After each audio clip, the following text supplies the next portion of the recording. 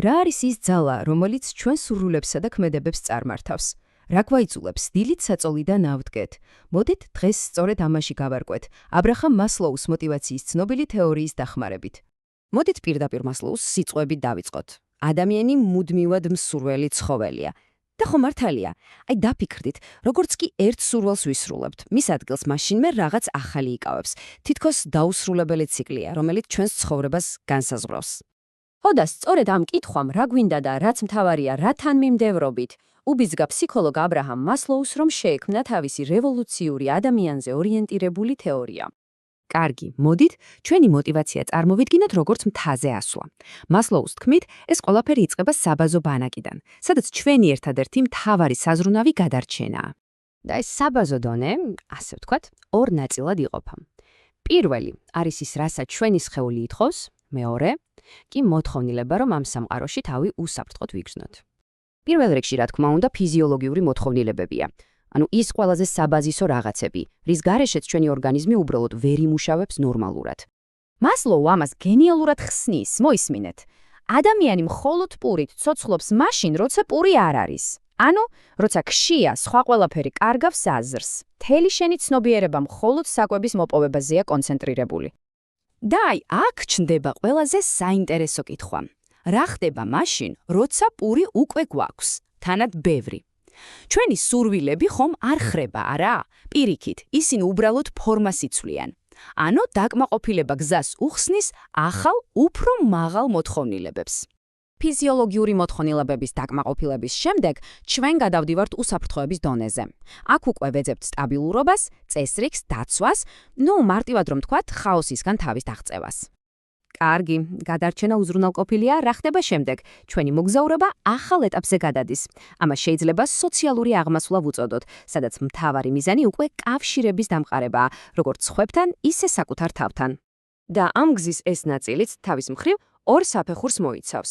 ჯგუფში ჩვენი ადგილის პოვნა და საკუთარი თავის პატივისცემის ჩამოყალიბება. ჩვენ, ადამიანებს, უბრალოდ გწურია სიყვარული და მიკუთვნებულობა. გვინდა რომ ვიღაცას ვუყვარდეთ, გვყავდეს მეგობრები, ვიყოთ რაღაც ჯგუფის ნაწილი. სხვათა შორის, მასლოუ თვლიდა, რომ სწორედ ამ მოთხოვნილებების დაუკმაყოფილებლობაა ჩვენს საზოგადოებაში არსებული უამრავი პრობლემის სათავე. შემდეგ კი უკვე პატივისცემის მოთხოვნილება მოდის. მასლოუმ ეს საინტერესო დაყო ორ ნაწილად. ერთი არის საკუთარი თავის პატივისცემა, რომელიც ჩვენს რეალურ უნარებს ეფუძნება, და მეორე, სურვილი, რომ სხვების გვაფასებდნენ და პატივს გვცემდნენ. და მას შემდეგ, რაც გადარჩენისა და სოციალური კავშირის საკითხებს ასე ვთქვათ მოვაგვარებთ, ჩვენი მზერა უკვე იერარქიის მწვერვალისკენ მიემართება. ეს არის თვითაქტუალიზაცია, ადამიანური პოტენციალის აბსოლუტური პიკი. მასლოუმ ეს მწვერვალი ერთი ძალიან ძლიერი ფრაზით აღწერა. ის, რაც ადამიანს შეუძლია იყოს, ის უნდა იყოს. ეს არის სწრაფხვა, რომ გახდეს საუკეთესო ვერსია საკუთარი თავისა, რომ სრულად გამოავლინოს შენი პოტენციალი. მაგრამ, იცით, აქ არის ერთი გამაოგნებელი დეტალი. მასლოუს შეფასებით, ადამიანების მხოლოდ დაახლოებით 2% აღწევს თვითაქტუალიზაციის ამ მდგომარეობას. მხოლოდ 2%. ეს ნათლად გვიჩვენებს, თუ რამდენად რთული და განსაკუთრებული გზაა ეს. თავისი თეორიის დასამუშავებლად, მასლოუს სწავლობდა ისეთ ისტორიულ ფიგურებს, როგორებიც იყვნენ მაგალითად აბრაჰამ ლინკოლნი და ელეონორ რუზველტი. მან აღმოაჩინა, რომ მათ საოცრად ბევრი საერთო ნიშანი ჰქონდათ.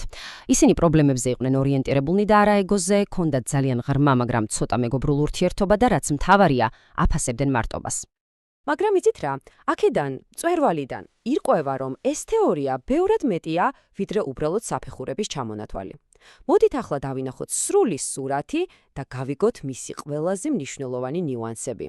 აქ არის მთავარი განსხვავება. პირველი 4 დონე არის ეგრეთ წოდებული დეფიციტის მოთხოვნილებები. იცით, ეს შიმშილს გავს, როცა დაიკმაყოფილებ, ის უბრალოდ ქრება.